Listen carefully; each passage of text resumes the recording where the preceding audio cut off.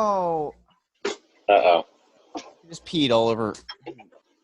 We just went on a walk. All right. I gotta deal with this. Yeah, go for it.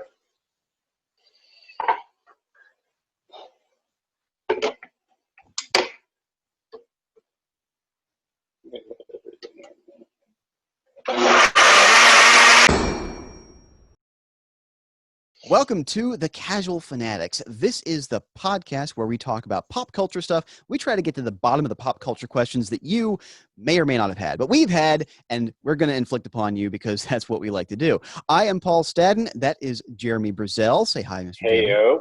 There is Sydney Johnson. Hey, Sydney. Fantastic. Okay, so this week, we are not going to be engaged in any kind of competition. This is not something where we're trying to go for the best something. We're not arguing a point and trying to come out on top and get our participation trophy that I Photoshop into the episode. This is purely a discussion because this has been a bee in my bonnet for probably the better part of 15 years. The question is, why isn't the greatest movie, TV show, or whatever also the highest grossing? Why is it that we have voted with our dollars? We have said that if you adjust for inflation, Gone with the Wind is the best movie of all time. If you haven't adjusted for inflation, it's Avengers Endgame. And we have said that these are... People. Say what? Adjust for inflation. We're going to adjust for inflation. Gone with the Wind is a better movie. But is it the best movie? It's good. It's great. But it's not the best. So why does this happen? Why do we have these things that we consider truly great, but it's not the most popular thing? Can I mention something? Of course you can. That's what this podcast is about. I like the fact that you use a very, very old-fashioned thing to describe what it's like. It's a bee in my bonnet. Yeah. It's a bee in... I haven't on the heard trolley. that. Action, Jeremy. I was like, did you really just use that?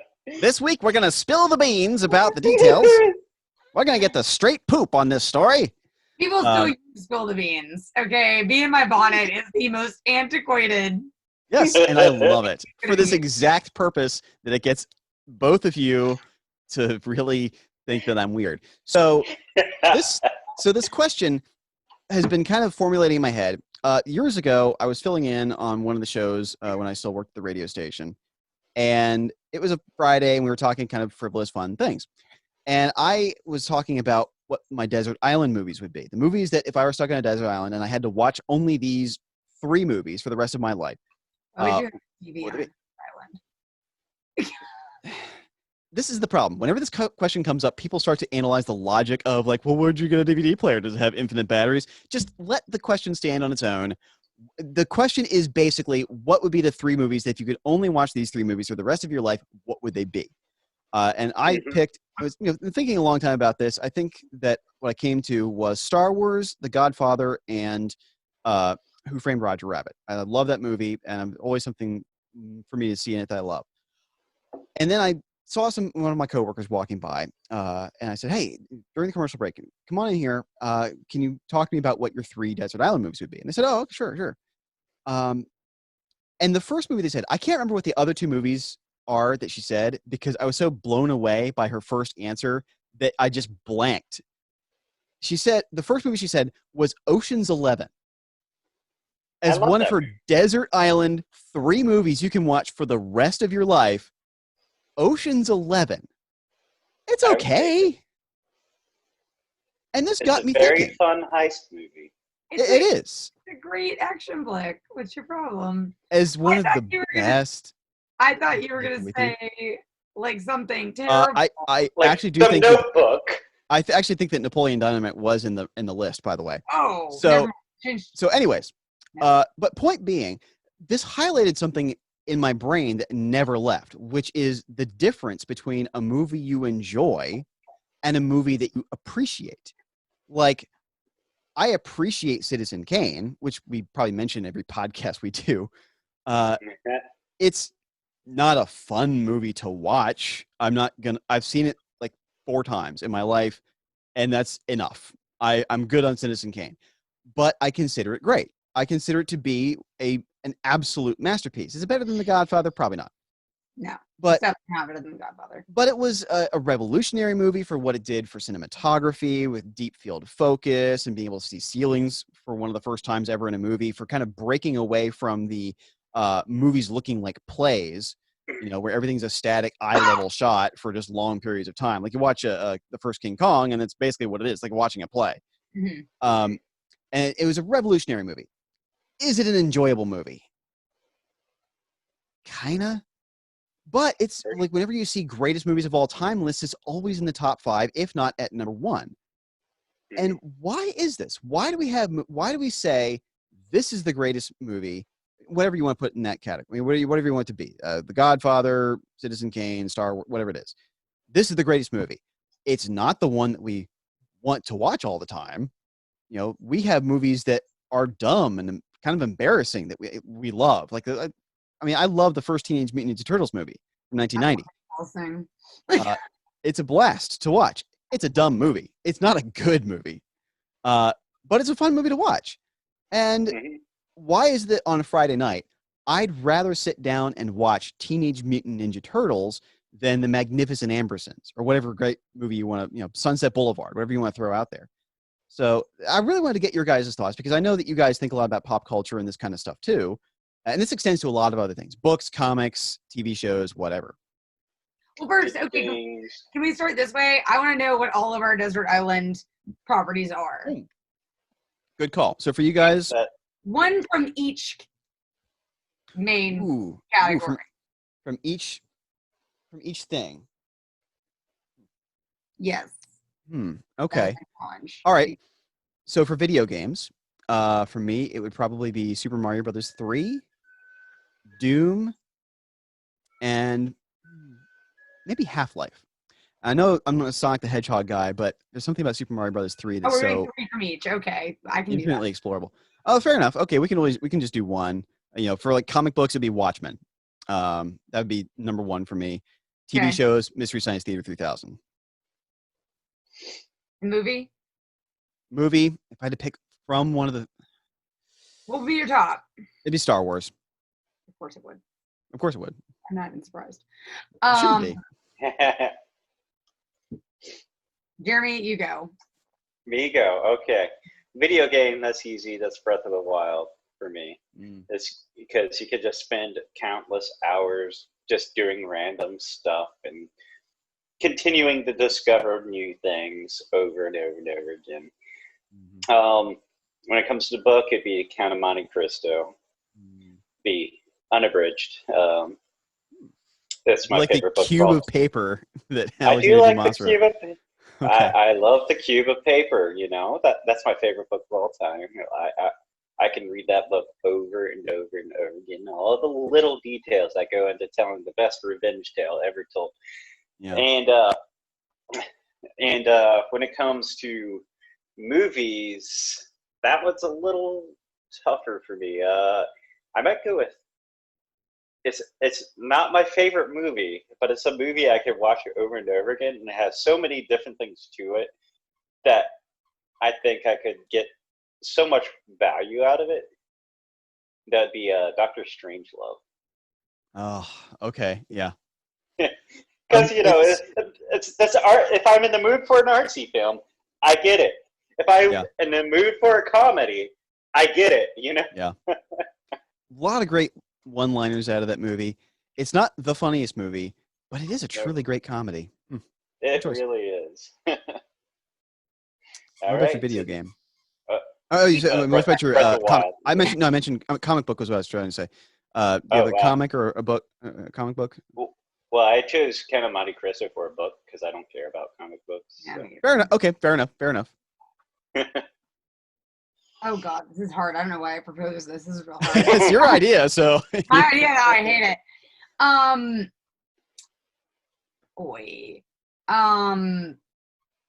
Movie. I would probably say there's gonna end up being a theme here. Movie. Honestly, if I had to pick just one, I would probably pick Silence of the Lambs. As it is watchable. It's not in my opinion, the greatest movie. It's pretty up there, but it's far more watchable than things like Lord of the Rings or The Godfather are to me. Like I watch it. Right.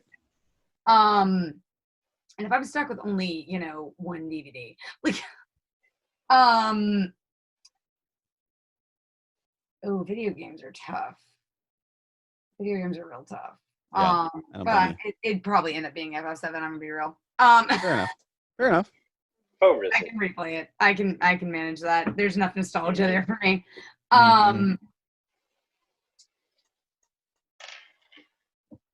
Book, comic, or TV show? Book. TV show, unfortunately, like would be Hannibal the series. Like I just take all of the Thomas Harris properties with me in the background and then scare myself because I hear things in the night. Like, hey, you're on a deserted island after all with all this stuff. At least there are no other serial killers. Like, and you didn't say a TV show, Jeremy. Oh, that's easy. The Simpsons. Yeah. Okay. I got 30 seasons worth of stuff. Fair. My book would be a Kindle. Okay. Yeah. This logic puzzle does kind of break down with modern technology, especially if you have a smartphone where you're like, I have the internet. What do you? But the point being, it has to be one. It has to be one. But none of us picked what we considered to be the greatest as the thing that we would live with. That's not true. I openly consider FF7 the greatest. Okay, no, but for movies. No. Yeah, so this is a particular thing. I think this particularly happens with movies just because, unlike with video games are meant to be a very enjoyable, visceral kind of thing that you are part of. And movies have been around for so much longer that we have so much more like art house kind of cinema that you can choose from. It's a lot easier to make a movie than it is a game. One reason I did kind of call that to attention was not so that I could be like, I have no idea. Right. Because I actually don't anymore. Like it's actually really hard to pick just one. Right. But like we're spoiled. We have Netflix and YouTube. Yeah. But the thing about video games that like I was kind of debating bringing up is that like video games are meant to be fully experienced and their enjoyability is completely dependent upon is it fun to play. And that's how good it is. It's as good as it is enjoyable to play. Yeah. It's different from movies. Yeah, it's true. Very rarely do we look at games and be like, well, that was artsy and different and great, but I wouldn't play it every day. There is one example I can think of right off. And there's going to be two because you're not going to mention the one I'm going to mention. Go ahead. It didn't sell very well, but it is a cult classic in the game Deadly Premonition. People love the heck out of that game, but no, it is not a technical wonder at all, and it is terrible to play at points. It's very difficult to play. But the story and the characters are so out of this world that people love it anyway. Okay. Well, and I was more making the opposite argument that, like, you're not going to have, like, this is the most technologically advanced world, and this is an amazingly beautifully crafted video game, and it sold this many copies, but nobody has fun playing it.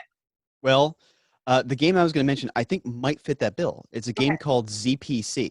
It's a first-person shooter, and it uses the art of, I had to look him up, Aiden Hughes, who he's done a lot of like propaganda poster kind of stuff. If you look up Aiden Hughes on like Google Images, you'll immediately recognize who I'm talking about. But he lent his artistic skills to this game called ZPC, which is a first-person shooter, and it's a horrible game. It is not fun to play, but it's incredible to look at. The story about this dystopian world is really, really cool. Like, it's a game that's really, really neat to watch someone play on YouTube, but not interesting to actually go through your own self. And it's a game that is art, but it's not fun at all. And it's the only game I can think of that's really like that. So it happens, but it's really rare. There's a lot more movies that are interesting to look at and not a lot of fun to revisit, So I was thinking about kind of the more practical aspects of some of this. Oh, I know I see her in the background. Can you see? Yeah, she's so cute. She's adorable. If you hear her squeaking, it's because she's been chewing on this squeak toy for the whole time. All right, you can grab that blanket. It's fine, honey. But this gulf between what is great and what is popular, why it is that something can kind of hit us in a cognitive blind spot. Like I think about movies that were considered great when they were released, but are Mhm. now looked back upon with maybe the correct eyes. I don't know. It's kind of hard to say sometimes to kind of judge people in the moment uh, where they had a good feeling about something and then later you realize you were wrong. And the best example I can think of is Star Wars Episode 1 because it's not a good movie. It's really not. But you go back to reviews of the movie when it was released, and it got like 3.5 stars from Roger Ebert, the man who didn't like Blade Runner, a movie that was panned when it was released and is now a classic. And it makes me think like these are the cognoscenti. I mean, these are the people who like know movies and are like, no, this is art. You need to listen to us. And they can get some things extremely wrong. And so it makes me think about this gulf sometimes between what is considered great and what is just popular, and how sometimes we can get these things wrong and these things can change over time. So this is kind of the musing that I've been having as of late. Looking for your guys' thoughts because obviously I'm only one person and I want to get the thoughts of other people, especially two people I Yeah. respect. I think one reason that boosted uh, Phantom Menace over some movies when it comes to reviews and like looking back and seeing that it's not that good. It's like you had some very fun elements with like the pod racing. Pod racing Right. was just fun, and Yeah, then it even was. more so had an amazing soundtrack. Oh yeah, That was one of um, John Williams. John Williams' best pieces of work. You know, you're like, Yeah, the lightsaber battles were the best of any in the series up to the point. Honestly, that's the only thing that got me in that movie was the lightsaber choreography was real on point. Yeah, yeah, the The oh rest man, of the lightsabers were. movie, like I could take it or leave it, but like yeah, choreography was really good. people loved that final fight, and it like just paired with the music by John Williams, the Duel of Fates is Yeah. well, it's I like get. Yes. you had the lightsaber part come like right where the chorus begins, and you had them. You had the two lightsabers show up, and you're like, "Oh my gosh, things are about to go Mm-hmm. down!" Mm-hmm. And the emotion that creates, you can't underestimate the emotion that creates, and Yeah. it's definitely going to cloud how not good the rest of the movie is. It Just those few does. moments. The other thing I think, unfortunately, that movie had going for it was there was already popularity built for Star Wars. Yeah. Like it was, a new movie coming out, how, umpteen, 20 something, I don't know, years. From 1983 to 1999. I mean, you had a 16-year window of no Star Wars movies, Yeah. unless you count the Ewoks movies in the 80s, which nobody does. They're So horrible. I think like it kind of rode the hype of its predecessors, and I think that happens a lot with properties that already have something like that. Which so even like you can't really take the amount it's grossed into account. Like I do understand the review thing, and I don't know what they were thinking because it's a terrible movie. It's awful. I knew it was awful when I watched it, so I don't know what was wrong with that. I was a kid. Yeah. Like, Pepper agrees. Episode 1 is not good. like the thing is, I don't think you can count like monetary grossing on that because you have these other three movies that made the series popular. And it was riding on the coattails of it greatness. does. It rides on the coattails of whatever came before it. And like I'll even go out on a limb and say same thing for things like Marvel movies. When you're in a series, that becomes a little less relevant, is all I'm saying. Yeah. I think that what's funny about the Go Marvel ahead. movies is they actually got better over time as compared. It's like the early ones were very mediocre, and the villains were pretty bad. and it's like there was no threat from the villain at any point, and it wasn't until much later when you got villains like Killmonger and Black Panther, and of course Thanos and the Avengers game. It's like people loved Loki, but Loki didn't make a good villain. It's like if you watch the first Avengers movie, he was taken out in a matter of a split second when Hulk grabbed a hold of him and just called him a puny god. And it's like, boom, done. This movie's over at this point. Right. You just have clean mop up duty, Right. So, right. So it is interesting to see the evolution of the movies, and they got better and they started creating more variety in what they were doing. Like at the beginning, like there was extreme formulas, and it's like you could beat for beat, you knew exactly what was going to happen. But later on, they started branching out. Mm-hmm. Now, of course, there is superhero fatigue that is definitely going on at this point. In whether I'm glad that's the thing, because apparently I just got it early, and I was like, by the time the Marvel movies started to get good, I was like, I'm so over these movies. Like, if I see one more come to a theater, I'm gonna choke something. Right. Well, to make a point on thinking about when you're talking about Star Wars lightsaber duels, there was a line in the movie Music and Lyrics. If you guys seen the movie Music and Lyrics, it has Hugh Grant and it is a movie with some of the best dialogue I've ever heard between him and Drew Barrymore. Amazingly written dialogue.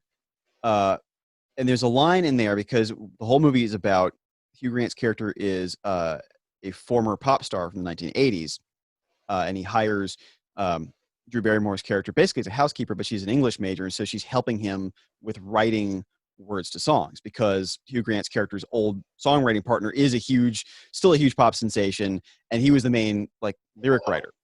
So Hugh Grant hires her to help write lyrics, and she's talking about the great novels and how they've affected history and how important they are. And Hugh Grant says something in that movie that really struck me. He said, nothing that you're talking about with Jane Austen, all these things, there is nothing that will make you feel as good as quickly as I got sunshine on a cloudy day. And this pop song, it makes you feel immediately good. And there was actually a study done where people had those little pads hooked into their brain, and they were showing where their brain responded when certain pieces of music were played for them. And it didn't matter what they said they liked. If they were metalheads, if they loved jazz, when a pop song was played for them, the parts of their brain that showed happiness and the reward centers of the brain lit up. Even if they said they didn't like that music, it still happened.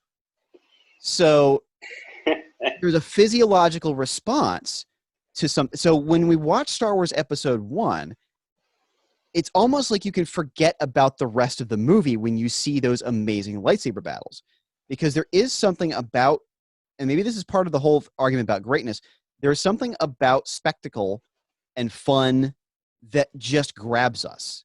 And even if it's dumb, like the Transformers movies, which are dumb movies, and I hate them, but they've grossed a lot of money. And the only reasons I can think of is that they're like drugs.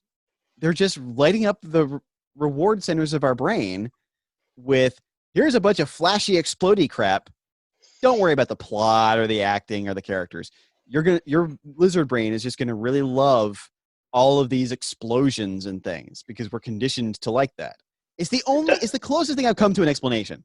I mean, it does seem music seemed to catch on to that earlier than movies did. Of course, music's been around a lot longer than movies have. Right. But you even go to plays. You don't have plays that went for that spectacle because you couldn't really do it. But it's kind of interesting. It wasn't really until Jaws and the creation of the summer blockbuster where we started getting major spectacle style movies. And Okay. Though I will go on record for saying, like, as for what we're talking about real quick, I want to point out Jaws is the perfect marriage. Jaws is both popcorn crunchy and a great movie that should be revered. That's good. Thank you. That's That's exactly where I wanted to go. Well, that and this is is the thing. Genius of Steven Spielberg. He's the one director that has crossed this line where he creates art and spectacle. Well, and Christopher Nolan now actually is considered kind of the modern auteur that gets box office returns. This began with Jaws. Yes, Jaws, and pointing out, and Sydney, you're right. You're exactly right. This is the great marriage of excellent filmmaking and spectacle. And the thing is that over the years, I think that the two have kind of done this, that they've gone apart. And you have, it's huge. And really, they've gone apart very widely, especially in the last 15 years, because you used to have the marriage. You had these real people who wanted to be auteurs, but they make movies for the average person. You have Star Wars, you have the Terminator and Terminator 2, you have these, and Aliens, you have these movies that are regarded as well-made, excellent movies that are also great spectacles that are just fun to watch. But it seems like that has diverted and diverged a lot in the last 15 years. The movies that we would consider the greatest movies of the last 15 years, things like Mad Max Fury Road for action films. And then you have on the other side of that, movies that are just pure popcorn munching. You don't have to think about them too deeply, like the Marvel films. Some of this can be attributed, I think, to the globalization of movies, where you have to make storylines that are simple and straightforward that appeal to every single conceivable audience, which is actually killing comedy, because comedy is pretty localized if you really think about like what a person is going to find funny. It really is. It really is. So everything goes to crotch punching. Like basically what, it's like, oh, the guy got hit in the football with a crotch with a football, and now that's the joke, and that's what every single person can find funny across the entirety of the globe. It's low-hanging fruit, to use a cliche. It is kind of interesting to look that over the years. I know that is a bad joke. You're right, Pepper. I guess that's a point The Simpsons made, right? Yeah. Man, actually, getting hit by football. Poor Hans Mole Man. But it's kind of interesting because you do have a great point, because if you go back, you used to see more of the summer blockbuster style popcorn movie. There were more of them getting major awards. Today, right. there is a huge disparity to what we give awards to and what people actually watch. Right. Like The Artist is a fantastic example of that. Yeah. It's like not very many people saw that in theaters. Of course, it's like they almost use the awards to like point out launch it again. Movies. Yeah. Because you always had the re-releases in theaters during Oscar time. It's like, oh, come watch all the nominated films, Right. It's like you do have like theaters used to do that. It's like one person who's kind of like made the crossover in the modern era is Alfonso Cuarón. He had the movie Gravity, which was a huge spectacle popcorn style movie. But at the same time, it was a very human movie with Sandra Bullock's character feeling every moment that she had. Yeah. Being by herself stuck in space. So that's a great example. That and Interstellar are really good examples of spectacle movies that went out of the way to try to get a lot of stuff right. Even if there were little details that were wrong, like in Gravity, where they're orbiting the Earth, the height that they are, they wouldn't run into the space junk. And Interstellar actually got so much right that the guy who helped write the screenplay got a Nobel Prize. You have movies that are really great pieces of art that have managed to break into the popular conscious. And you mentioned before, like Christopher Nolan with movies like Dunkirk and The Dark Knight and Inception, that are considered to be great movies that also made a reasonable amount of money. It seems like the split has almost become philosophical at this point, that they don't want to award a movie that a lot of people liked, even if it was great. Yeah. It almost seems like it's begrudging when that happens. Like Parasite just happens to be an amazing movie, and it almost feels like they gave the award. They're like, fine, here, take it. Well, it did. It wasn't huge in theaters either. Yeah, which No, it wasn't. and this is something else. Like when a movie is considered great, that is also enjoyable, but doesn't make a lot of money, like Fury Road, Mad Max Fury Road. That only made $370 million on a $185 million budget. Like, and you think about what coming out at the time, the same year was like, I forget what the fourth or fifth Terminator movie that everybody said was garbage. It made more money. The Sylvester Stallone Judge Dredd movie made more than the Carl Urban Dredd movie. Freaking how? Yeah, the Carl Urban Dredd movie was amazing. And what's funny is that was made to be a spectacle picture. Yes. Like another comic, it's riding high in the comic book movie. It was right at the beginning of the boom. It was like 2014, I want to say, when Dredd came out. 2013, somewhere around there. Like the same year that Iron Man 3 made $1.3 billion. How is it that Dredd did not just rake in all the money? It was rated R, but still rated R movies now. Like you look at Logan and Deadpool and really hurt Joker. anything now? I mean, we now have $1 billion rated R movie with Joker, So it doesn't hurt anything now. Maybe it was just released 5 years too early. I don't know. But dang it, this is kind of Joker is an awardable movie. It was, and it was really good. It was, and Joaquin Phoenix deserved his Oscar. He did. I think. I think he did a phenomenal job as Joker. And that's a movie that I'm really interested to see. We've been talking about movies that have gotten like critical reappraisal either direction, whether they're not liked anymore or they're loved. Blade Runner becoming a movie that has become a serious classic. Everybody acknowledges. I know Blade Runner is amazing. You're right, Pepper. Pepper is a big. She prefers the director's cut. I don't get it. I like the original version of Blade Runner, but whatever. I know the director's cut. You don't like the narration. I'm sorry. Okay. They cut out the narration. Cut. It was bad. You think it's better. I like it. I like the green ending that they had where they're driving through the city. Whatever. You can't argue with some dogs. So there's been critical reevaluation of a lot of movies. And I'm wondering what's going to happen with Joker. Is it going to be seen as a dated movie that was a product of its time because it is all about class warfare and class struggle and something that's very, very much at the pointy edge of the spear in terms of public conscious in late 2010s America.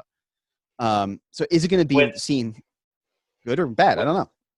With the rise of like discussions of it's like whether you agree with the idea or not, the rise of discussion of things like toxic masculinity, things like that. I think there is going to be a reappraisal of that movie overall. I think his performance will always be lauded, but people are going to look back as a Joker movie. They're going to question is like, how does he go from this like little wimp to an absolute feared psychopath? Right. It doesn't make that journey properly as a Joker film. Well, it also kind of plays into the whole, the mentally ill are the ones that we really have to fear, and generally the mentally ill are the ones who are more the recipient of horrible violence in reality. And having worked at a homeless shelter for some years and seeing the results of mental illness, it is a tragic, terrible thing,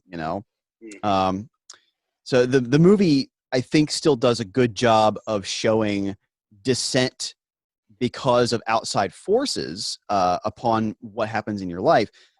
But right, this is all about the system. But is this going to be seen as a ham-fisted, heavy-handed thing in 20 years? Are we going to look back on this the same way that Jeremy mentioned Crash in our pre-discussion, a movie that we look back on now as not really a very good movie? And it was just it was the award winner of the time, So And another movie I think is going to get major reappraisal is Bohemian Rhapsody. mhm. In Because which like direction? if you I think I definitely know. negative for sure. Yeah. Because like if you look at what people said when it came out, they didn't like it that much. Hmm. Then all of a sudden, award season, everybody loved it. Mhm. And it's like if you look at the editing and I was just going oh to bring my this up. Yes, thank you. gosh, Thank you. it just goes like it's hard to follow at points, you know. The editing, there's a great video about how not good the editing is in that movie. Yeah, I've seen Mhm. this. You have? Okay, good. I've And seen it. I'll have to put a link in the description. That was actually because my introduction to Bohemian Rhapsody. Was somebody sent me that video about it? And I was yes, like, really? Is it Yeah. that bad? Like, yes. There's a scene where the band is sitting at a table talking, and like the new manager walks up and starts discussing kind of the future of the band. And like every decision the editor and the cinematographer made was the wrong decision about what should be seen at any given moment. Like oh no. the introduction of the manager, he's like, it's like an overhead shot, like he's walking up to the band, and like the first lines of dialogue he says is like he's like a speck of dust from 100 feet away. And then finally, when he mentions the band, he's like, "Oh, and here's all four of you," and they cut to a shot of three of them, and then to Brian May, and then back to the manager. Like it's every decision that was made to edit that movie was the wrong decision, and it won an Oscar. And the way that the video talks about it is, it's won because you notice the editing, and you're Yeah. not supposed to You're not notice supposed the to editing. You're not supposed to know. It's the same thing with sound. You really shouldn't Yes. notice music. If it's good, Right. you didn't notice. Right. A great example of It's that is the movie Zootopia. There's a scene where the main character, Judy, is talking to her parents on the phone. She had just been listening to the radio, and it kept coming with every single sad song that you could listen, like, "All by my, you're a loser." And she's like trying to click the stations away. And she talks to the parents. And she's like, "Okay, I just can't do this." And you hear, and you didn't really notice like the music swelling in the background of like these sad strings, because you just kind of, you're conditioned to just have that be background. But then you hear the neighbors through the wall say, "Hey Bunny, turn down that sad music," and she hits the radio and the strings stop, and you're like, "Oh, that's right, there was music playing." That's what's supposed to that be. It's was it's like a great example we already talked about is with the editing side of things as compared to the music side of things is you have Mad Max Fury Road, yes, where yes, your eye like it is an absolute mess on screen, but you never once feel lost because the focal point of the screen, they'll take a motorbike and you watch the motorbike and it flies off and it'll cut from the motorbike to somebody shooting, but right where the gun is where the motorbike was at the end of that. So like Your every eyes shot never led leave. it yeah. exactly. Your eye is guided to the exact especially spot it when needs to you're- be. And I think especially when you're in environments whether it's movies or video games or whatever, this actually happens a lot in video games, I find, is when you're in cluttered environments, it's very important because you can sort of lose the audience's eyes or the viewer's eyes in that, and that's actually really clever that they did it that way. Yeah, Mhm. it's brilliant when it's pointed A out. movie And that is as chaotic as that, Like yeah, you don't even notice it until like there is a video I watched years ago on specifically talking about the editing of Mad Max Fury Road and that's really what made it the level of action film it is how well each shot led you to the next spot. Like your Yeah. eyes were never lost at any point.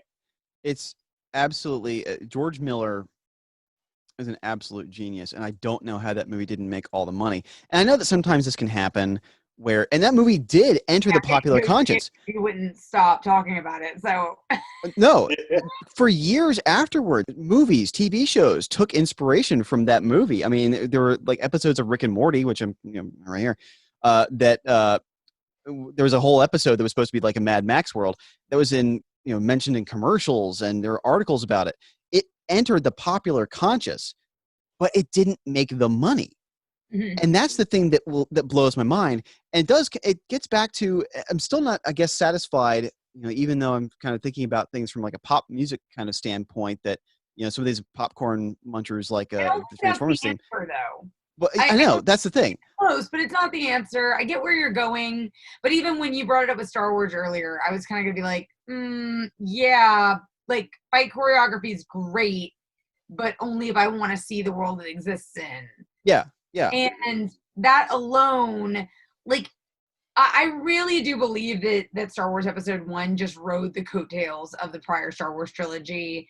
It was then made yeah. into be like a strange little kid's journey with the pod racing and the Right.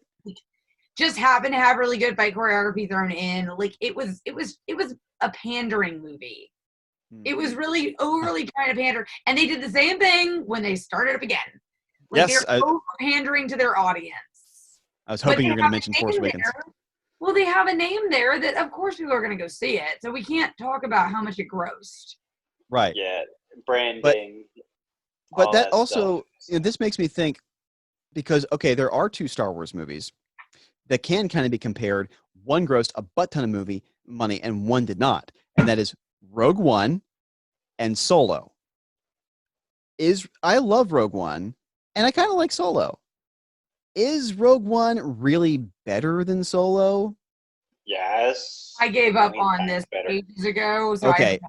I They both have massive structural issues with what they do with impacting the world of Star Wars. And and I love Rogue One. I do, especially, and it's kind of like the lightsaber battles in Episode 1, the end of Rogue One, where Darth Vader is throwing all the guys out of the way with the Force when he's trying to get into the Curlian Corvette.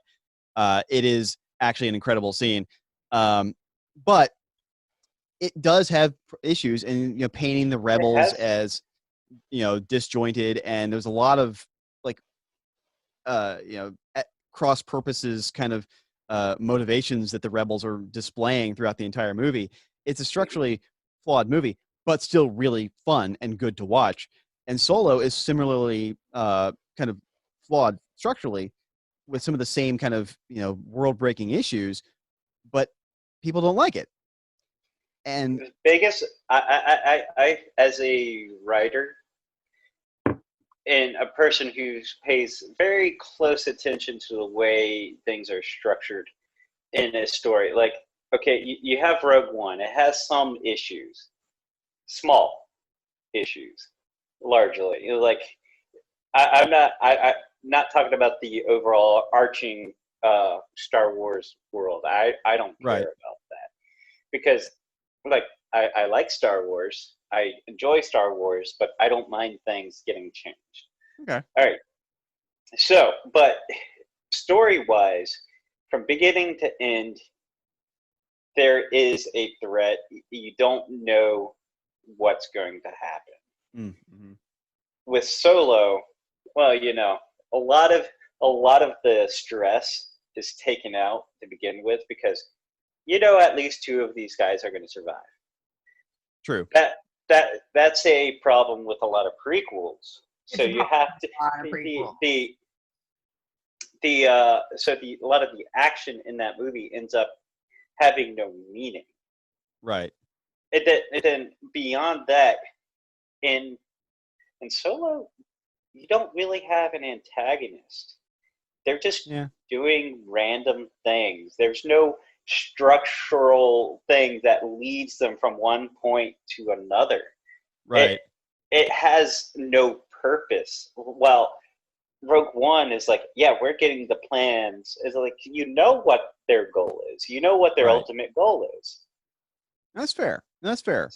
So there are considerable problems. No, you're right. I'm looking at this more of like a Star Wars fan in terms of like why change this and change that. But in terms of just a standalone thing, yes, Rogue One is better than Solo.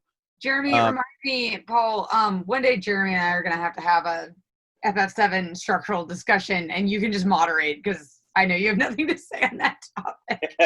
Yeah. Jeremy knows where I'm going with that comment, and I think we can have fun with that because I would like to hear your views one day on that. Are we bringing the remake into that? Yeah, obviously. That's what I want. Okay. All the That's what I was problems. thinking.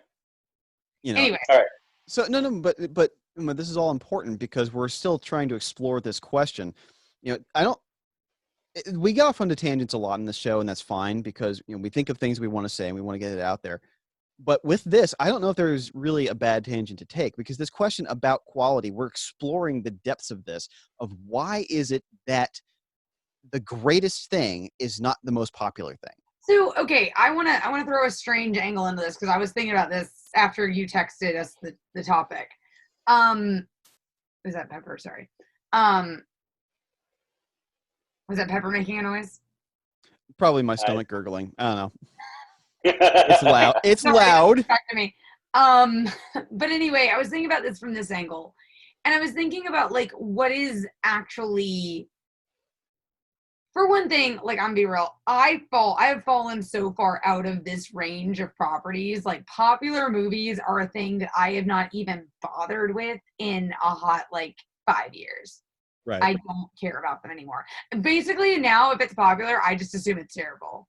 You're like me. You're the contrarian. Welcome on board. I assume they're terrible movies. And part of why, like, and I actually was thinking about Mad Max the other day and how long it's taken me to be like, oh yeah, I'll watch it. Now, of course, I can't find a place to stream it right now. But I'm like, oh, I'll watch it. But the reason I didn't watch it was because you were telling me to watch it for so long. Right. And what it brought out, like when I was thinking about this the other day, what it brought out for me was this question of like, okay, what is it that makes things enjoyable to watch now, in my opinion? And like my opinion is probably so far off kilter from like everybody else popcorn munchies. But I don't know. It's a strange thing because like to me, like even I have moods, like as much as I love Hannibal the series, like I went through a whole phase where like I would watch it for like months, and it was right when it came out on Netflix and everybody's watching. I'm like, I have watched this show like 98,000 times, and like, yeah, it's the Black Keys thing. Like I thought this was cool before it was cool. So it wasn't even that. It's just like, and I'm honestly really hoping that Netflix will come back and make a season 4. They did the whole reunion video the other day. Right. But I want them to like get my views, but I'm like, I just can't right now. It's like, oh, that's a deep story to get into. Right. I gotta be in the mood for that. And as much as I love it, it's not always the thing I want to go to. Yeah. You know, so it's still not at a popcorn munchie level for me. I love Silence of the Lambs. It's more popcorn munchy than The Godfather. Right. But it's not Jaws. Right. If Jaws is on, I can let Jaws run. If Jurassic Park is on, I will let Jurassic Park run. There you go. I think there's some of this can be attributed to the problem with the word great because we have this one word that's so all-encompassing. We throw the word great at a movie and we say this movie is great. Well, what do we mean by great? Is this great because you can watch it 1,000 times and still enjoy where it? You're going with this, actually. Well, and this is the problem. Like, okay, like the Greeks have 4 words for love. You know, I was just about to go there. Yeah, the C.S. Lewis book, The Four Loves, is a good example of that. You know, where you have these words, this word that is all encompassing in English, the word love, but actually means very different things. I love my wife differently than I love my friends, than I love my dad. You know, these are different kinds of love. Or like I love a good beer. You know, like we use this word that can be so strong or so weak. And with the word great, what do we mean? Like Ocean's 11, the example from earlier, is great if you're getting out of it what you're expecting out of it. If you're just expecting to sit down on a Friday night and have something fun to watch that you don't have to analyze, it is great for that purpose. And the movie City Lights is great if you want an emotionally wrenching silent film. And Star Wars is great if you want to see fun sci-fi from 40 years ago. I love how you had me at emotionally wrenching and you lost me at silent film. I know. But it is generally, it's like very high on lists. Like Orson Welles said it was the greatest movie of all time. And it is usually very high on lists of most, you're so cute. Pepper's sleeping. We're not talking about Blade Runner anymore, so Pepper went to sleep. But you know, you have these movies that what happened? Are great for different reasons. And I think that even the dumbest movie that makes money has to have some element of greatness, whatever you want to quantify. Okay. Not necessarily. But what? Now we have a debate. Go. Okay, fair enough. But like, So, what well, made a bunch of people plunk money down on Transformers 4? Why did that make $1 billion? Branding first. Okay. yeah, branding. But the first one was terrible. So like, Marketing doesn't matter. If you noticed, the number 4 and later, each one subsequently started making less and less money. That's true. why we haven't seen one in a while. It's because people started getting sick of it because they realized it wasn't very good. Excuse me, But- sir. then you have- Then you had the branding, and like then you had the people who were just hoping. It's like, okay, last one was bad, but maybe they'll get it Maybe right we'll get again. better. Because if you go to the first Transformers movie, you can say, okay, there is something great here. Just watching for the first time the CGI of the Transformers actually transforming and things Okay. like that. That spectacle was fascinating for its time, but it no longer applies because we've seen it 5 Yeah. other times. we're bored by some spectacle, and that's why the superhero fatigue sets in, and why Joker makes $1 billion, and we give Joaquin Phoenix an Oscar because there's no special effects in that movie really at all. Mhm. But and I was thinking about this, like, okay, what about like Jurassic World? Pro. What? I would say that lack of special effects has become a pro in my list. If I were handing out, It has, I Yes. would For me give too. 2 Yeah. points for no special effects. or at least all They're practical terrible. effects. Terrible. Yeah, I miss good practical effects.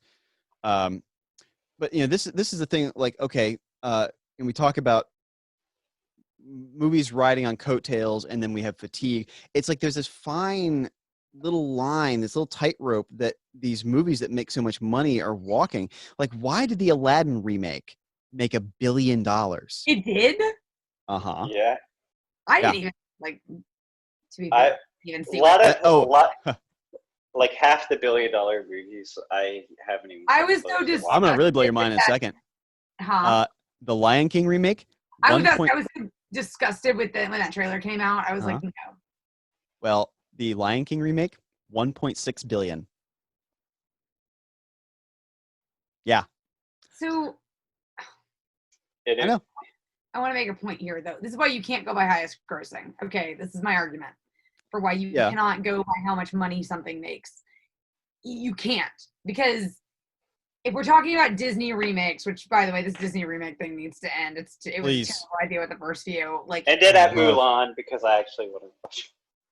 I kind of want to see it too, but there's no dragon with Eddie Murphy's voice. So what are you gonna do? Anyway, go on. okay, like, it's a terrible idea. I'm over it. Like, it was not a great idea when you guys started it. It's a rehash of old material, and here's why we can't take money and monetary grossing into account here. If Disney puts out something summer of 2021 with a name that everyone's familiar with, parents are going to take their kids to see it to give them something to do. It doesn't necessarily mean it's a good movie. You do have, yeah. Well, what is it? And then there's us who, like, 2017, I believe. You had Boss Baby win Best Animated Picture. I think it was. I rest my case. Yeah. The Yeah. awards system up too, but I'm just making a point about movies making money here. Right. Yeah. You've got two things going, especially with this Disney thing. Okay, I'm not especially a Disney movie fan. It's not that I hate Disney. I'm just not really a fan. But like, Me neither. the thing is, it's tired old material being rehashed. You have the nostalgia bomb crowd, so the 20 to 30 something adults who are like, oh, I want to see the live action version of that movie that I love, Right. and we realize it's fucking terrible. And then you have parents taking their kids to see a movie because they're familiar with it and it's something wholesome that they can take their kids to go see because they need a break for a few hours, like, or whatever. Can I add one more group to that? Go ahead, yes, please. There are the Disney Fanatics. The Disney Files, yes. Oh yeah. The Disney Files, and there are a lot of Same. them. I know so many Disney Files, and it's like they go the Disney. They drive like 12 hours to go to Disney 6 times a year. You know, it's just like For a week at I a don't time. get it. Yeah, Like, So, but they're if you on think you're a vacation. so if you think you're a Disney fan, you're not compared to these people. unless Like, you're I one of think the I'm a. people, in which case, like, you were a This is Disney the fan. Comic-Con Disney people, okay? Like that level of but for Disney. Yeah. So, no, you're making good Their other points. properties don't sue people for dressing up like their characters, and Disney does, and I have a problem. Fair with enough. Fair enough. Mhm. You're making good points. What I think a lot of like the That. gross. Well, hang on. Okay, go Because ahead. every one of these popular groups of movies, whether we're talking about superhero movies, whether we're talking about Disney, whether we're talking about, all of them have those groups. And when you have fanatical, especially more than one, and most of them have more than one fanatical group, when you have fanatical groups for those kind of films, or you're riding marketing coattails of a prior property, all of a sudden the money you're making becomes irrelevant. So we can look at how much money it made on Jaws, the first Jaws movie, okay, because Jaws didn't exist. However, by Jaws 4, not that it was a good movie, I don't even know if they got to 4, honestly, but like whatever they did, it doesn't count anymore because everybody liked Jaws, and that's why they went to see it.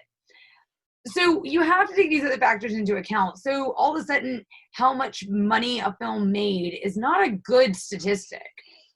Yeah, Well- I guess that's perfect. The perfect example was Jaws, because horror movies do this more than any other genre. They do. It's They like make themselves a lot.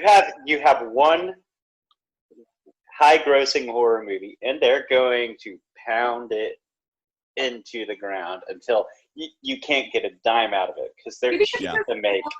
Do you think it's just because horror doesn't often make a ton of money? Well, no, like I think it's because horror can be very cheap to make. You can get cheap actors, you can skimp on special effects and all these details, and people accept that in the horror genre. Mm-hmm. It's And dark. because You of- really don't want well-known actors because Right. it removes you from the story. Like, Right. Mhm. you know, That makes sense. blood is cheap. Fake blood is cheap. Like, Right. you can make it in your kitchen. Like, This is how you get movies that just rely on jump scares rather than be It's like- genuinely terrifying, of course. That's why they killed Paranormal Activity. You know, Mhm. the first one was genuinely a great movie. It was a And unique now- premise. It was a unique premise, and it was well shot. It had some unique setups where it was like, I haven't seen this before. Like when the girl got dragged out of bed, that was terrifying. Like the first time you saw that, just Yeah. seeing the tug on the foot, then all of a sudden, boom, her getting dragged out into the I hallway. didn't watch that movie. That's scary. Oh, And Blair then- Witch is another good example of this. You know, a movie that was so unique and so looked at with reverence that has also fallen off the map. They make- And then they made it Blair Witch 2. It was not good. It's Oh, yeah. look up Blair Witch 2 sometime if you really want to be depressed. One of the rare That's occurrences hilarious. where the budget for a horror movie shot way up from the first one and the quality went way down. I don't know how Well, that what's- happens. What's funny is the second one ended up not even getting released in theaters because of how bad it was. Yeah, it Real was. quick, I also want to bring up another marketing tactic on that front because, like, I went and saw Cloverfield years ago in theaters. I love that Is- movie. An experience to see in Yeah. theaters. Yeah. It's one of the few times I would say, yes, that's definitely a movie you should go to a theater to see. But I think they were so clever because I remember the marketing for Cloverfield. And they were so clever in the way that they teased it that I honestly think half the hype of that movie and half of what it did was just because they were so clever in marketing it. Yeah. No, I agree It's with that. It's what made Abrams' black box theory pushed so hard for years afterwards That theory because of is how ruined. the level of success he had with that and Super 8. Mhm. He had huge success using that Wow. style of marketing. Overused, especially as a storytelling technique. His magic box It's- idea, the mystery. I mean, you Mystery look at the box, yeah. mystery in Star Wars Episode 7, like, where'd you get this lightsaber? That's a story for another time. No, it's not. Maz, you weird little goblin creature, tell the story right now about how you have Luke's lightsaber. That's important. That's a plot point. So, but J.J. Abrams aside, so I think, you're making these really good points. I almost feel then, like with box office, that a lot of times it's like the stock market. There's so much weird stuff going into why this stock goes up and this stock goes down. And people who say that they're experts and can predict it never can. They're always like anybody who pays for the Motley Fool and their stock picks, you're wasting your money because they're wrong a lot. Okay. And when they're right, it's by chance. Okay. Well, I like this theory. It's true. I think. Yeah, what have you gotten Taken stock when Taken 2 was coming out? That would have been definitely a FOMO or fear of missing out. Like the thing is, you have some movies that come out where you're like, okay, this is going to go up. It's kind of like if Tesla, says we're going to put out a new car, like, okay, the stock's going to go up. I know that. Like Frozen was going to make money. Okay, it was genetically engineered to make money. It's just, was it a sure thing it was going to make $1 billion? Maybe not, but it did make it made the $1 billion, and then some. Frozen 2 is like 1.4 billion. So you have some movies where you're like, okay, I get why that's making a lot of money. I get why this is a high grossing movie, but it does feel a lot of times like it's stock market. It's just like, why did Fast and Furious 7 make $1.5 billion? Why did Jurassic World, which came out, like you had Jurassic Park that everybody loves, and you had The Lost World, and everybody said, oh, okay. And you had Jurassic Park 3, and everybody's like, that's still a thing. And then 10 years or more, Jurassic Park 3 was 2001, I want to say. And then Jurassic World was 2016. 2015. 14 years after the fact, we come up with another Star Wars movie or another Jurassic Park movie that's not that good. It's not that good. But I mean, it had some things going for it. It had like the peak nostalgia of millennials, where we remembered 1993 with Jurassic Park being such a great movie, and then we're like, oh, it's another one, and we'll take our kids to see this, because you shouldn't actually take kids to see a Jurassic Park movie, by the way. I saw it when I was 10, by the way, in the theater.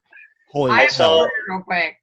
So Jurassic Park came out in 93. I was about like 4 years old about the time it came out on like home video, HBO, whenever it released. Oh my. I caught like the raptor feeding scene as a very, very small child. I've literally had nightmares about this movie my entire life. And I love Jurassic Park. Wrong, but I still have nightmares about seeing that movie. I was like 6 or something like that when it came out in theaters. I forgot my exact age. And we went to go see it, and it scared the living daylights out of me. To the point where, like, okay, my dad was like, okay, let's leave. So we waited out there.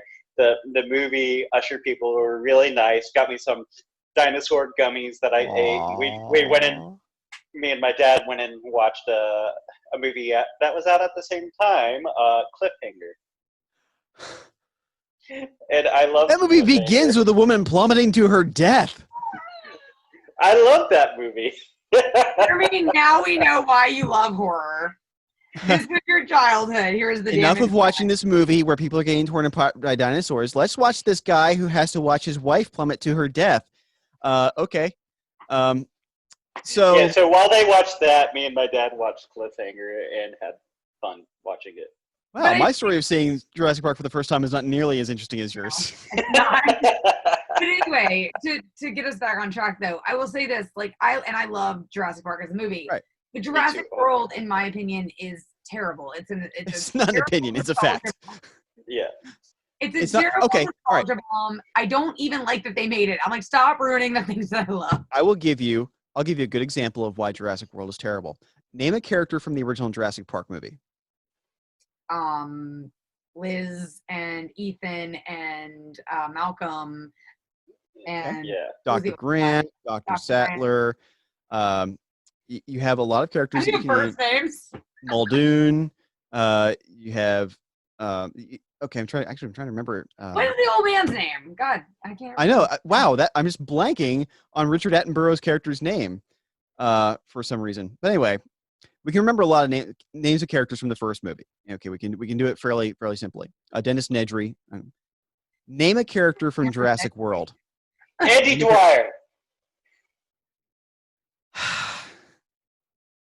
I remember the raptor names from Jurassic World. See, much more interesting characters, right? What was Chris Pratt's character's name in that movie? Not Andy Dwyer. I actually know this because I had to look it up. I have no idea. Owen Grady. That's a terrible name. It's a terrible name. This is the problem with Jurassic World. You That's don't care about anybody in the movie. You don't latch onto All I anybody's cared name. about in that movie is, darn, that girl can run in heels.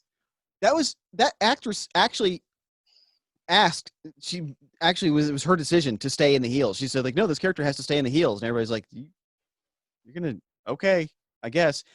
Dumb, horrible, dumb decision. Stupid looking. Yeah, it was stupid looking. That's some dedication to a mediocre movie. But this is the thing. Like, that's some dedication to character for some mediocre movie. But it Yeah. made it made $1.5 billion. It's The why? second one made just as much, I think. 1.3 is sitting at right now. So 1.3 not quite as billion much. So some people disliked it, but I know a lot of people who love That Jurassic World statistic. Oh, because they love dinosaurs. That's Okay. it. That's Oh, all. like Jurassic Park. yes, Dinosaurs look better anyway, even they in do. 2020. Yes, they do. Especially, the animatronic dinosaurs looked phenomenal. I knew that this discussion about greatness versus popularity was going to make my blood boil. I just didn't realize how much. And I knew bringing up Jurassic Park versus Jurassic World would But make it's that a happen. perfect example. Hey, Yeah. It's a perfect example. It was an look, okay, it is. I understand. People want to make money. But it was an opportunity. Cash in on the nostalgia by all means. Yeah. But make something good. Yeah. Like, this is the thing that infuriates me is Blade Runner 2049 was a great sequel, and it bombed at the box office. What the hell? Here's Yeah, what infuriates me. 2049 was like with Jurassic World, and what infuriated me the most about Jurassic World is what made Jurassic Park amazing was it was a monster movie. It was a horror movie. Yeah. That's what it was. Jurassic World turned into a large spectacle action movie. Mm-hmm. So what infuriates me about it along your lines, Jeremy, is it was a smart movie. It was a very smart movie. Jurassic Park is a smart movie. It makes you ask questions about the world. Look, everything that goes wrong in every sci-fi ever can be summed up by one line in Jurassic Park. And I'm like, why no one watched Jurassic Park apparently? Every time something goes wrong, apparently no. 2020 can be summed up with a line in Jurassic Park. I'm just saying. Mm-hmm. Anyway. You got to give the line. It's a... You make me go, I'll have to go find it. Oh, gosh. I know it's nature. Just because you could doesn't doesn't mean you should. Your scientists were so busy worrying about whether or not they could, they didn't stop to think about whether or not they should. That's it. Thank you. Yeah. You got it right. Yeah. And there's another one too that I can't remember right now. But that movie has a message. It has a point. It has a direction. It has people you care about in this situation. And it's something that is relatable in so many other situations and stories in life. And it's immensely intelligent in how it delivers that message. Yeah. But it's what's interesting, like the difference between the philosophy on what made those movies. Like Jurassic Park was made because Steven Spielberg wanted to make Jurassic Park. Jurassic World was made because the studio wanted to make money. Yeah. Well, That's the difference between the two. That is. But here's what gets me is I'm seeing all of the popular movies that Paul's referring to, because I don't even pay attention anymore. That's where I am. I'm like, I just still want season 4 of Hannibal. Can someone finish that show? Like, but all of these popular movies that gross so much and that have a bajillion sequels and a bajillion spinoffs and all these things, I'm not seeing smart movies being made. And I don't mean just like make it smart for the sake of being like, oh, look how intelligent of a movie we can make it. It's over everybody's heads. I don't want it to be over everybody's heads. I want a movie that's enjoyable to watch, that has an intelligent message, that makes me think a little bit, and looks good. Like, they don't all have to be Jurassic Park and Jaws. Right. But pick a lane, guys. But what I'm saying is dumb movies like Jurassic World. Jurassic World There's a reason why movies like Ex Machina surprise at the box office. Mm-hmm. It's because people have a desire to have a smart movie. And like, I think that's an example of like, hey, why don't we do that more? Like Upgrade is another one. Upgrade is just this. Its premise is kind of dumb, but it's incredibly well made. It's smartly shot, and the script was very smart. Right. Upgrade is that it was a Blumhouse production film where a guy has a AI essentially stuck into his brain and starts taking over his body and creating it was like a smarter Venom movie. Yes. Which came out right just a few months before Venom.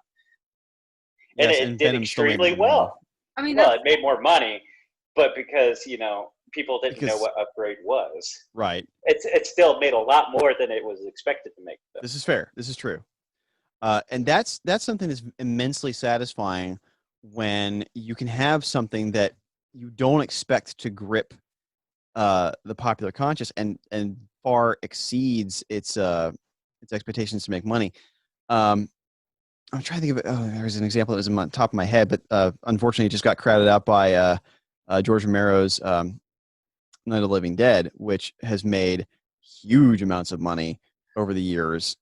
I love that movie, and it's a very simply made movie and a very dark movie too. And it has smart movie too. It is, and it has all sorts of ramifications in terms of it deals with race relations. It deals with what is the right decision in the moment when you're making it, and you have who do you listen to, who's going to be your leader in that moment. A lot of questions that movie asks and makes you think about and makes you care about these characters, and this is the thing that bothers me. We're riding so high on the coattails of nostalgia with a lot of the current blockbusters. They're not original IPs.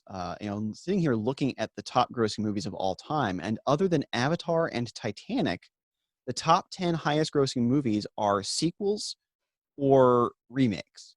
You have Avengers Endgame, and then it's Avatar and Titanic. Then you have Star Wars The Force Awakens, Avengers Infinity War, Jurassic World, The New Lion King, The Avengers, Fast and Furious 7, or just Furious 7, and Frozen 2 are the top. That's the top 10 highest grossing movies, unadjusted for inflation, of all time. And that's depressing. And we decry the lack of originality in Hollywood. And I know that they don't want to take chances on things. But we are losing so much of this making a big dumb movie to fund more interesting movies, with Disney shutting down Fox 1000, 2000, whatever it was, and then Fox 2000, and Searchlight getting cut in half essentially, and they were responsible for some amazing movies. Well, like what was interesting is, Disney made more at the box office, a lot more at the box office than Fox Studios did. Fox Studios put out considerably more movies and considerably more original IPs as well. So with the buyout of Fox, because like the philosophy of Disney is to leverage their IPs to make money, and essentially what they want to do is make every movie they make a giant blockbuster. It's essentially Yeah. what EA and Activision have done to the video game world, where every single game has to be the largest game they've ever made. It's like there's no room for the smaller pictures anymore because they want to be in that top 10. They want to make a new spot in that top 10. This reminds me of something very frustrating I saw a little bit ago. It was somebody criticizing Grand Theft Auto San Andreas because it came out in 2006, and they were talking about how the graphics looked old and terrible, and even by 2006 standards. And I'm like, okay, but it's a fun game and it's a huge world to explore. The point of that game is not that it was on the cutting edge of graphics. We're so spoiled now that when everything that comes out has to look amazing and perfect and polished and run at 120 frames per second in 4K. And when we have a game like that you couldn't come out with a game now that has 8-year-old graphics. You couldn't do it. Hang on. I mean, you go ahead. What? No, finish your sentence, and then I got something. Well, so it frustrates me because that's such a weird, dumb, modern attitude. It's the attitude that makes movies like Jurassic World huge, where it has to be the latest, biggest thing. It has to be the latest spectacle. Oh, I'm sorry. Is it a little bit of outdated graphics for you? I'm sorry for this 100 square kilometer world that you can explore that's thoroughly thought out with all these missions that are a lot of fun. Excuse me. I'm so sorry. Why are we so dang spoiled? My counterpoint to this, and it's not really an argument, is that this is a problem. It is a problem, and it's a problem more people need to talk about, because everything can't be the blockbuster, especially in video games. It's done terrible things to the video game industry. I can't go discover a fun video game anymore to save my life. Mm-hmm. And so the other day, I know you guys know I finally got a Switch. Right. But I downloaded the Switch port of Okami. And I was very dubious about this because I played the original Okami when it came out in 2006, I think. Have you both played it? Yeah. Okay. I love Okami. Had it for the PS2. So I have it on the PS2, came out in 2006. And I've played some bad ports. The Wii port, which should have been great, was specifically really, really terrible. I had bought, it came out on disc on Wii, and the console should have been perfect for it, but it wasn't. They just didn't put thought into it. And Clover had already disintegrated by then. Clover Studios was no longer a thing, so it was picked up by somebody else. I listened. Funny thing, I was listening to an interview from Hideki. Because I'll lose my point. We don't want to. I'm sorry. But so before I downloaded it, I went and checked a few reviews. I'm like, let's just see how it runs on the Switch, because the idea of taking it with me is great. Whatever. And I don't have the HD version. I have the original copy. And so I go to look at it, and here's what I see in reviews. Oh, it's really great. And I didn't play it the first time. It feels a lot like Zelda. And I about slammed my face in the desk because this is not a Zelda knockoff. This is its own property. It plays like its own property. I'm sorry that Zelda had one game where you were a wolf. Okay. And that's all anybody remembers is that it's like Zelda for some reason. It's a beautifully well thought game, and actually, for the record, if you guys want to download it, plays great on the Switch, in my opinion. And someone started complaining about the motion blur. Every review I read, they complained about motion blur in it. And I'm like, okay, but with the graphical style that they picked for this game, number one, it's aged beautifully. Cell shading aged beautifully. Yes, it does. The HD version is gorgeous. It's beautiful. And whether you're on the little screen or whether you're on the TV, it looks really, really good. And I'm like, this is a game that came out in 2006. Been ported over to HD. It looks good. Cell shading graphics age well anyway, as we've learned. Mm-hmm. And but it just burned me up that the idea it's a really great, riff on a Zelda game. I'm like, no, it's not. It's a really great game. And everybody who played it the first time knew that. Yeah. I played it for 4 hours when I downloaded it. I haven't sat there and played a game for 4 hours in a while. I listened to play. I listened to an interview from Hideki Kamiya earlier today. He was the former head of Clover Studios. He created Okami. That was his baby. And it's when talking about it's hey, if you could have any single character, he was asked the question, if you could have any one single character in Smash Brothers, it doesn't even have to be one of your characters or a Platinum Games character because he's the head of Platinum Studios. Yeah. Who would it be? And he didn't even hesitate. And he was like Umatarasu Oh, from absolutely. Okami. Absolutely. I would. Oh God, I would go get Smash Brothers just for that. Yeah, that Well, because like it's his bait. Like I think that was his favorite game he's ever made. I really believe in that. And but it it is shows. incredible. And it wasn't I mean, yes, it became this huge game, but it was by an itty bitty studio. Like it wasn't meant to be a blockbuster. Yeah, Well, this is the thing. It I was like seeing when they get when somebody gets rewarded with popular culture being on board. You know, it's a rare thing. You know, admittedly, we're here talking about like greatness versus popular acceptance. And when something like Okami, that's not a big risk from like a major maker like EA, for example, and you have somebody get rewarded for that kind of work, it's very satisfying. It's incredibly satisfying. I don't know where we're left then with this question of quality and greatness versus how much money gets hurled at something, or how much the popular culture loves something. I think you're onto something earlier. I think we need a new rating system. Number Yeah. one, we need different words. It would help us avoid. It would help us avoid frustration, I think, because when someone says something is great, we immediately go and judge it against things that are not like it. You know, I don't think it's fair to judge. For example, if we go to music example, everybody hates Nickelback. It's such a cliche now to hate Nickelback that they haven't even had a big album in like 10 years. But every single person who says that will have to admit that when like one of their songs first came on the radio back in like 2006, it was a pretty good song. It was decent. And you might even say, oh yeah, that Rockstar song, that was great. And we use that word, but then we measure that word great against like the Beatles' Sgt. Pepper's Lonely Hearts Club Band, or against a Bach concerto, or whatever. Led Zeppelin 4, Yeah. whatever great album you want to throw out there. We measure all of these things so incorrectly, and we harm, actually, I think, a lot of things that we would otherwise enjoy by this singular word that we label everything with. Is either great or it's not, and it's very unfair. It's very unfair to things like, and me looking back at, it's I have no room to criticize somebody for liking Ocean's 11 as one of their desert island movies. If that's something that is enjoyable to that person and they go back and they watch it, then it's great. Then it is great for that person.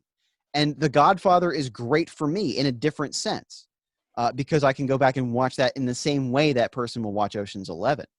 And maybe what we're left with is that we do treat the media that we love and don't like unfairly with this word that is so broad, and we need multiple words, like other languages have multiple words for the same for different concepts. Maybe that's where we're left. I don't know. I hope so. I'm with you. I think there's a big difference between popularity versus award winning versus, well, it stood the test of time. Right. Actually, I was gonna we won't get off on this because I know we need to wrap it up, but like music is one of those things that is so stuck in the time that it comes in, that I think it's amazing any music lasts decades. Yeah. As popular music. You have ebbs and flows, like anti-war songs of the 1960s that come back. Like you hear Black Sabbath's War Pigs on so many different like when the Iraq War happened, like every radio station is blasting War Pigs, and now Fortunate Son have it again. and stuff. Fortunate Son, yeah. All the Hank Williams and Woody Guthrie stuff from the 1940s and 50s. You have these songs that tap into something. They kind of go away, and what's interesting is you still have things that are very much of an era in that respect, that are anti-war, that then they fade away because for a different reason. Maybe they sound dated or goofy to our ears.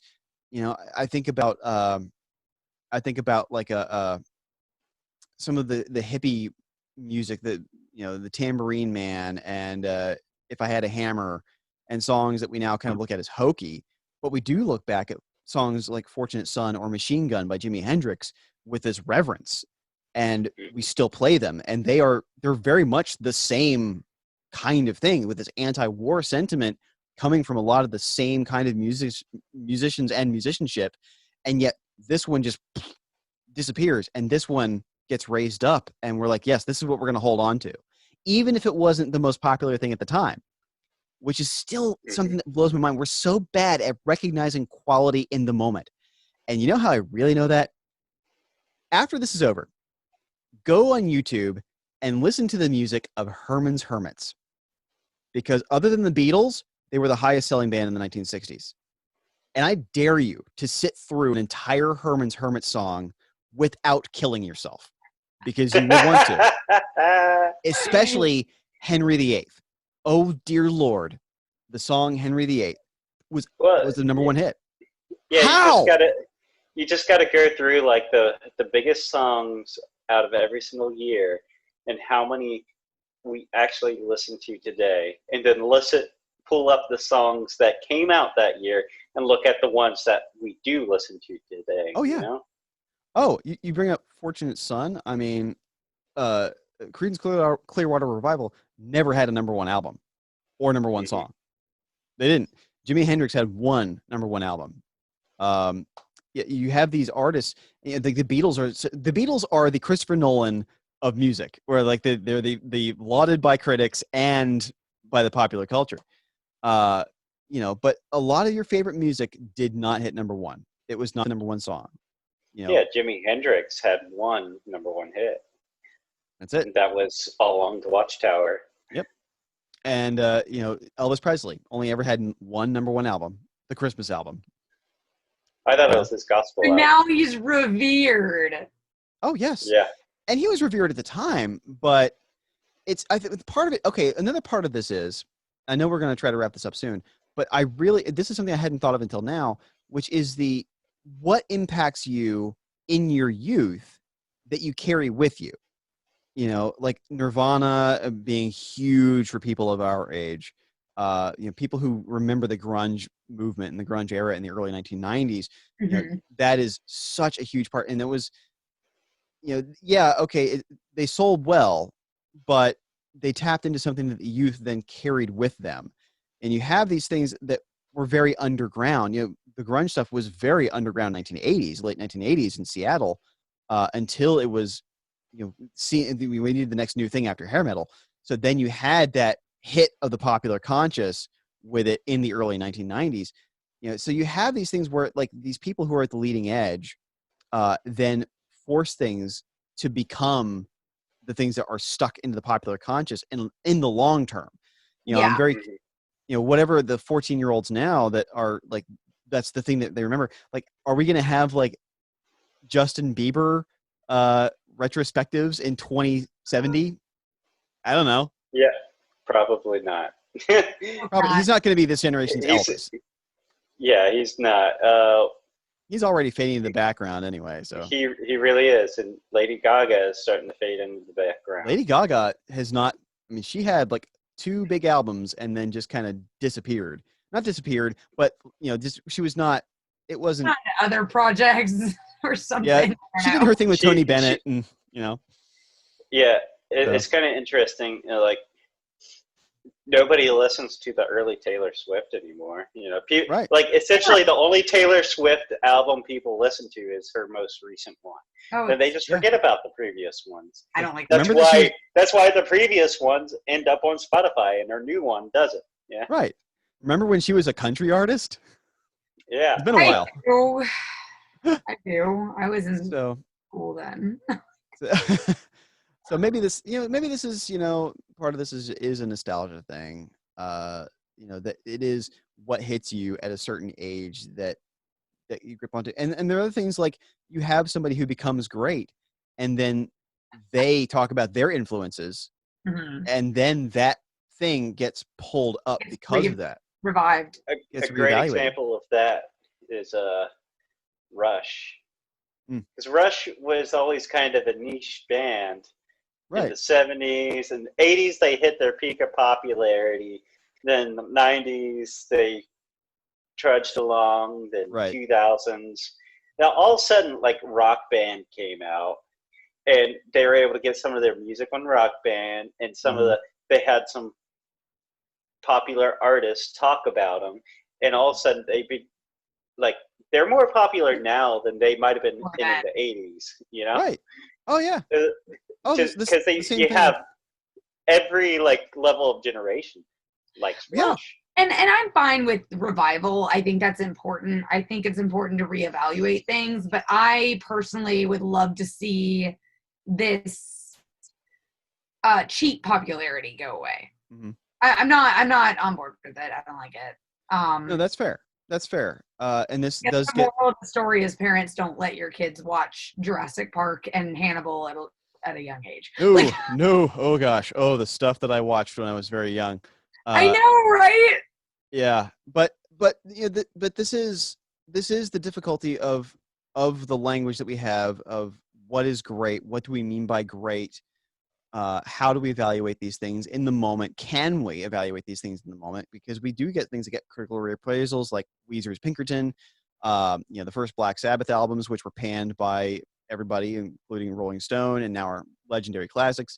So maybe it's something where we do have to be a certain distance away from something, and you know, the shame of it is you get things that fall through the cracks, like Dread and Fury Road. Um, but maybe this is something where we actually are pretty good at determining what's great. And maybe this is something that I unnecessarily, unfairly complain about. And we do have to decide I don't what think we mean by great. You know, what do we mean by the word great? Let's start there. Let's just start with, let's stop using that single word for everything and actually try to evaluate what we like about something, because then we can be more honest about it. I vote that we come up with the Casual Fanatics greatness system, and we can just like Okay. different things and Actually, slider bar, like Yes. so longevity, timeliness, like popularity, and Uh-huh. we're just like we'll evaluate things in categories. and Okay. I actually really like that idea, and This is excellent. we should brainstorm that. We should do that. Okay. So that was this week's discussion on greatness. Now we have a challenge. Now we have a challenge about how do we determine that greatness? Because I think that what happens is people who are really passionate about, you know, about all these movies and properties like we are, that we do put down things that are enjoyable, but are great for that reason. And so we need to we're going to try to objectify this as much, you know, make this into an objective thing, as much, not objectify. I heard as soon as I said it. Uh, I don't we're even gonna- care. Like, we're going to make these things objective as we can, with something so subjective as art and movies and video games and this kind of stuff. We're going to do our best, but we're going to graph it out as well as we can. And I have Photoshop skills, so we will make this happen. I know you guys do too. But we're going to make this happen, because that's what we do. We want to be understanding of why we love things. That's, you know, the real why we do this, and the discomfort zone. So that's our discussion. If there are points that we made that you disagree with, and you think we could have come up with different points about these things in talking, and maybe you have thoughts about greatness versus popularity that we could have thought of or should think about, please let us know in the comments, message us, write to us, call us, visit our houses, whatever it is you can or want to do. you can just leave a comment. It's way easier. You can do it. Well, I mean, to be fair, a lot of people who watch this are people we know, so they actually could just come to our house and just tell us these things. But it's COVID right now, so don't do that. Anyways, that's us. We're the Casual Fanatics. Until next time, I am Paul Stadden. That's Jeremy Brazel. Toodaloo. That's Sydney Johnson. Ciao. And we'll see you next time. Thanks, everybody.